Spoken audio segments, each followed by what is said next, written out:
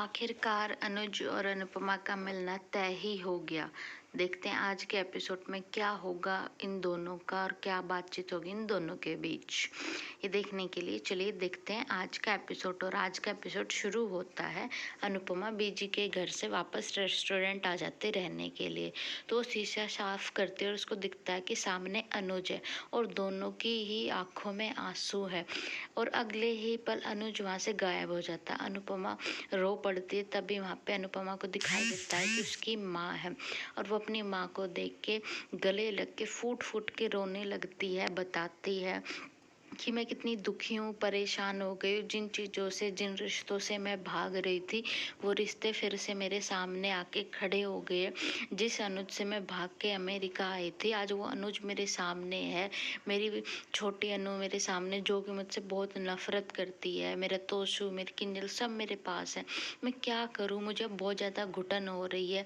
मैं समझ नहीं पा रही मैं क्या करूँ। तो अनुपमा की माँ समझाती है कि बेटा, जो जिंदगी को करना है वो जिंदगी करेगी, तू ज़्यादा मत सोच और अपने सारे दरवाजे बंद मत करे, खिड़की हमेशा खोल के रख। इधर आद्या और अनुज अनुपम श्रुति को सरप्राइज देना चाहते, लेकिन श्रुति को पता रहता है कि दोनों मुझे सरप्राइज देंगे। तो आद्या कहती है कि श्रुति आप कैसे हो, आपने अपना सरप्राइज खुद ही खराब कर दिया। तो श्रुति कहती है कि ये सब छोड़ो, आज मैं बहुत खुश हूँ, तुम लोग मुझे सरप्राइज दे रहे हो, इतना कुछ किया है।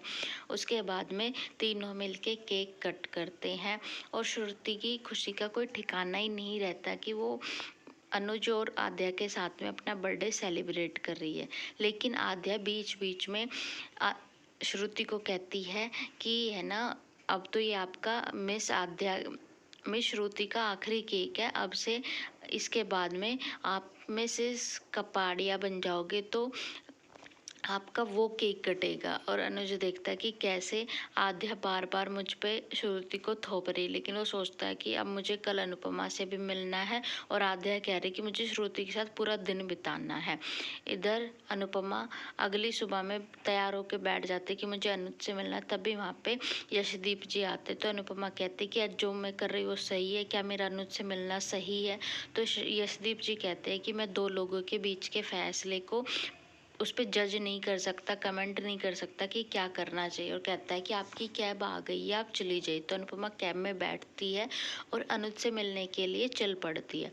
इधर अनुज श्रुति को लेके आता तो है बाहर घुमाने के लिए कि चलो उसके साथ टाइम स्पेंड करूँगा, उसको मतलब एक बर्थडे सरप्राइज अच्छा सा दूंगा। लेकिन उसको याद आता है कि उसको अनुपमा से मिलना और वो ये चीज़ें खराब नहीं कर सकता। तो श्रुति से कहता है कि मेरी एक बहुत ज़रूरी मीटिंग है और उस मीटिंग को मैं छोड़ नहीं सकता।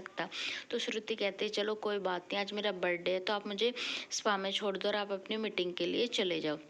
इधर अनुपमा पहुंच जाती है उसी जगह जहां अनुज से मिलना है और वहां पे आ जाता है अनुज भी। दोनों एक दूसरे की आंखों में देखते हैं। दोनों की आंखों में बहुत ही ज़्यादा सवाल है कि वो कैसे क्या क्या पूछेंगे।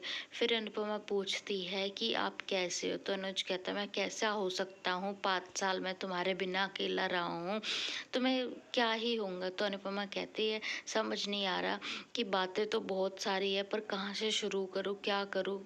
तो अनुज कहता कि जहाँ ख़त्म हुई थी बातें वहीं से शुरू करते हैं। ये बताओ मेरी अनु जोशीबेन कैसे बन गई? तो अनुपमा अनुज की बात सुन के अनुज के इस सवाल का जवाब देती और कहती है कि हमें क्लोज़र तो देना ही है, इसलिए मैं आपके सारे सवालों के जवाब देती हूँ। और कहती है कि इल्ज़ामों ने जोशीबेन बना दिए। जो भी इल्ज़ाम थे वो अनुपमा के साथ थे कि अनुपमा एक अच्छी माँ नहीं है, अनुपमा ने अपनी गृहस्थी नहीं बसाई, अनुपमा ने अपनी शादी तोड़ दी, अनुपमा किसी भी रिश्तों को लेके वफादार नहीं थी, अनुपमा ने ये किया, अनुपमा ने वो किया, इसलिए मैंने अनुपमा नाम को ही छोड़ दिया और जोशीबेन के साथ शुरुआत की। और आज का एपिसोड पे ख़त्म होता है। देखते कल के एपिसोड में अनुज अनुपमा को वापस से अपनी ज़िंदगी में लाना चाहेगा और अनुपमा मना कर देगी कि नहीं, अब मैं आपकी ज़िंदगी में नहीं आऊँगी, हमारी कहानी है ही ख़त्म हो गई है।